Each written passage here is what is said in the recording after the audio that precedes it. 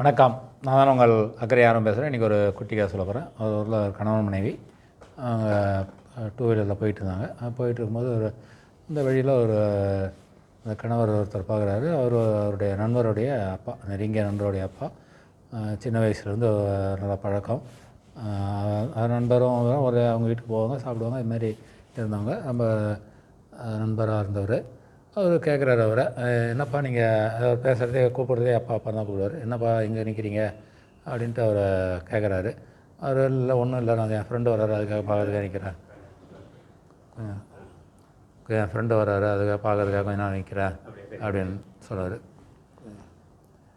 உடனே அவங்க அப்படியே என்ன வெயிட் பண்ணுங்கள், நான் இருந்து பார்த்துட்டு போகிறேன்னாரு. இல்லை இல்லை அதெல்லாம் ஒன்றும் இல்லை, நீங்கள் போங்கன்னாரு. இப்போ அவருக்கு ஒரே சந்தேகம் வந்துட்டு அவர் நிற்கிற இடம் பார்த்தா ஒரு முதியோர் இல்லம். ஸோ முதியோர் இல்லத்தை பார்த்த உடனே அவர் இதாகிட்டார். இன்னும் முதியோர் இல்லத்தில் கிட்ட நிற்கிறீங்க, நீங்கள் என்ன பிரச்சனை சொல்லுங்கன்னாரு. அவருக்கு எவ்வளோ இல்லை ஒன்றும் இல்லைனாரு. மறுபடியும் அவர் ரொம்ப கம்பல் பண்ணதுக்கப்புறம் இந்த கணவன் மனைவி கேட்டதுக்கப்புறம் அவர், இல்லை நான் என்னுடைய சொத்தெல்லாம் எங்கள் மகனுக்கு எழுதி வச்சிட்டேன், அதனால் அவருடைய மனைவி பேச்சை கேட்டு அவர் எல்லோரும் இது பண்ணிடுறாரு, என்னை வெளியில் அனுப்பி விட்டார் அப்படின்னு சொல்கிறது.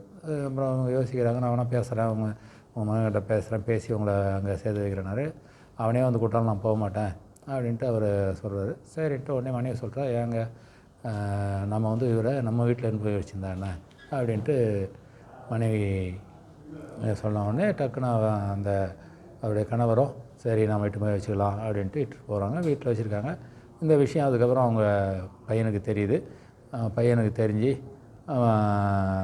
ரொம்ப மனம் வருந்தி கூப்பிட்றான், அப்பாவை கூப்பிட்றான். அப்பா வந்து நான் இதனால் வரமாட்டேன் தம்பி, நான் இங்கேயே இருந்துக்கிறேன், நான் அந்த குழந்தைய பார்த்துக்கிட்டு இவங்களோட என் காலத்தை கழிச்சிட்றேன், நான் இன்னொரு தடவை அவங்க கூட வந்து அவமானப்பட விரும்பலை அப்படின்னு சொல்லிட்டு அனுப்பி விட்றேன். இதுலேருந்து என்ன தெரியுதுன்னா, நம்ம வந்து பெற்றோர்கள் வயது முதிர்ந்த காலத்தில் எவ்வளோ அவங்க நம்மளை வளர்க்குறதுக்காகவும் படிக்க வைக்கிறதுக்காகவும் எவ்வளோ சொத்துக்களை விற்று நம்மளை படிக்க வச்சுருப்பாங்க. அப்படி வந்து இருக்கிற சொத்தையும் நம்மகிட்ட தான் கொடுத்துருக்காங்க. அதனால் அவங்க வாழுங்காலம் மாதிரியே அவங்கள சிறப்பாக பார்த்துக்கணுன்றது தான் அந்த கதை. நன்றி, வணக்கம்.